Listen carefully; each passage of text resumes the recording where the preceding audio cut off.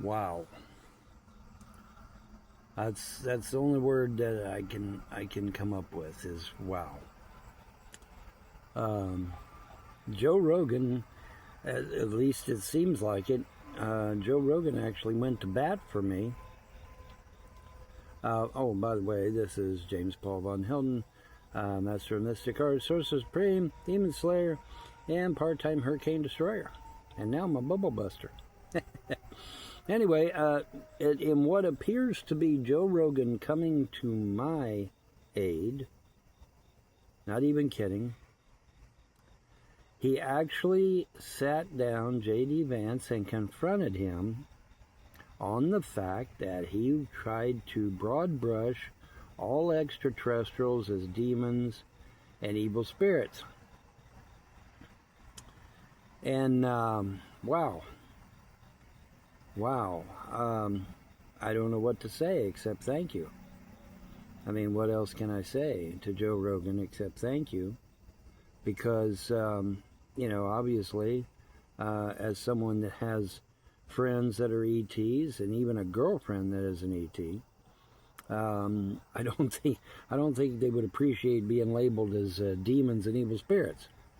So, and Joe Rogan actually confronted J.D. Vance, guys. Sat him down and said, hey, what's the deal on this demons and evil spirits thing? And he actually, and J.D., to J.D.'s credit, he actually backed away a little bit, so that's good. That's very good. Thank you, sir. But, at first blush, it looks like Joe grabbed what I said and ran with it. And, wow, I don't, wow, I'm really humbled right now. Because, I get on here sometimes, I'll be honest with you, I get on here sometimes, and it just seems like there ain't nobody listening, Seems like what I say just doesn't go anywhere. Nobody listens. Nothing gets done, or at least it seems like it, And then I just happen to, come across, things like where Joe Rogan has actually got J.D. Vance to come in the studio and sit down and confronts him over the very thing that I'm sitting here yelling and screaming about. And it's like, wow, So kudos to both, but primarily Joe Rogan.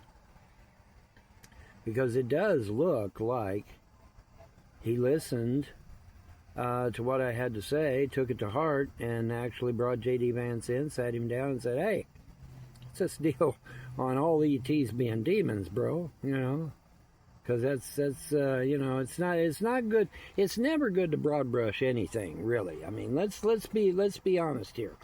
It's never really good to broad brush anything.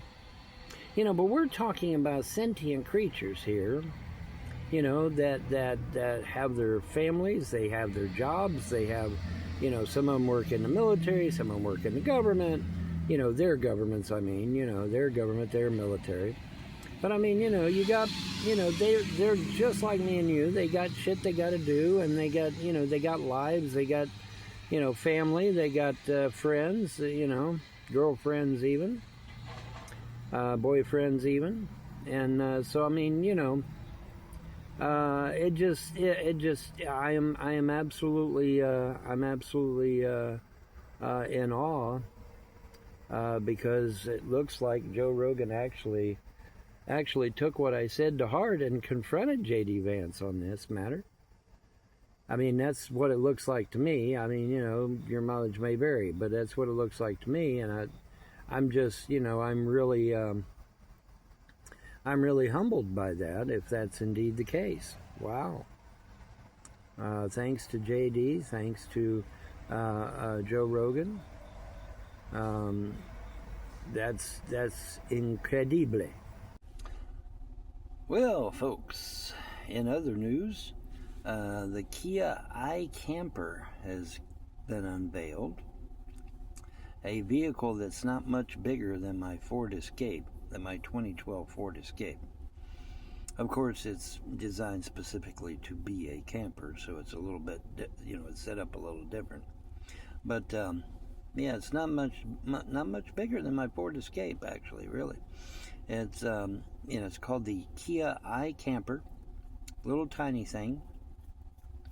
And apparently, Kia is not the only one. Apparently, there have been other people that have developed these little miniature camper cars. And I gotta sit here and I gotta sit here and I gotta laugh, hysterically even, because they come out with these iCampers, these little miniature camper cars, and now you can't sleep anywhere. You literally can't sleep anywhere. You can't sleep at a rest area. You can't sleep in a park. You can't sleep in a campground. You can't sleep at Walmart. You can't sleep at truck stops anymore. Unless you're a semi-truck. They're still letting semi-trucks sleep there. But if you're in a four-wheeled vehicle, well, you're just dog shit. And you're just scum of the earth. And you can't be allowed. But yeah, so this rollout by Kia and other car companies was as stupid as that. Your timing was horrible.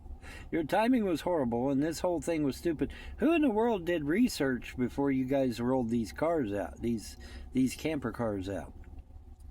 Didn't you guys do any research at all? There's nowhere to sleep. You're not allowed to sleep anywhere no more. So guess what happens to your camper? Yeah, it's fucking useless. It might as well sit in your driveway as a huge paperweight, because you can't sleep nowhere. Campgrounds and parks, you have to be out by 10 o'clock. I think I even took a picture of one of the signs, but I think I accidentally deleted the picture, sadly. But yeah, you can parks and campgrounds. You can't sleep there overnight no more. That's done. That's finished. Can't do it no more. Okay, so and you can't sleep at Walmart. Can't sleep at the truck stops no more, unless you're a semi truck. And so yeah, you're screwed, blued, and tattooed. Now there was one rest area where I was able to sleep overnight, but that was because it was a welcome center and because it was a 24-hour facility.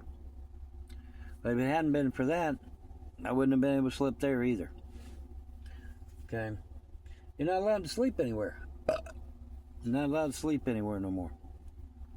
So this rollout by Kia and other car companies with these little iCampers normally would have been a great idea. It really would have. Problem is that you can't sleep nowhere now. You're screwed, blued, and tattooed.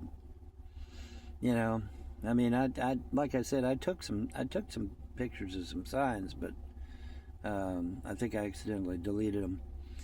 Got to be out of here by 10 o'clock. If you're not out by 10, it's your ass.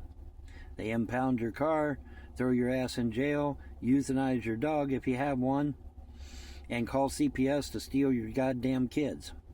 How's that for fun and excitement? What you was thinking was going to be a camping trip turned into a fucking nightmare overnight, didn't it? Yeah, it fucking did. Oh, Bon, you're exaggerating. No, actually I'm not. I wished I was. It's become hell. If you're sleeping in your car or now in one of these brand new minivans, these e-camper, iCamper, e-camper, whatever, yeah, you're in deep shit. Because they'll impound your car, throw your ass in jail for vagrancy, throw your kids over to CPS where they're gone forever, and euthanize your dog. Yes, they will. Yes, they fucking will. And you say, well, Vaughn, how do you know? Because I've already been threatened with it numerous times for sleeping in my car. I've lived this shit. I know. So anyways, but yeah, so the rollout of these iCamper, e-camper, little miniature camper cars was really bad timing. And if you buy one, you're wasting your fucking money because you can't sleep nowhere. So just thought I'd let you know, in case you would be crazy enough to go buy one. Can't sleep nowhere. Not anymore. Anyways, this has been an update. Y'all have a wonderful day and a better tomorrow. Bye.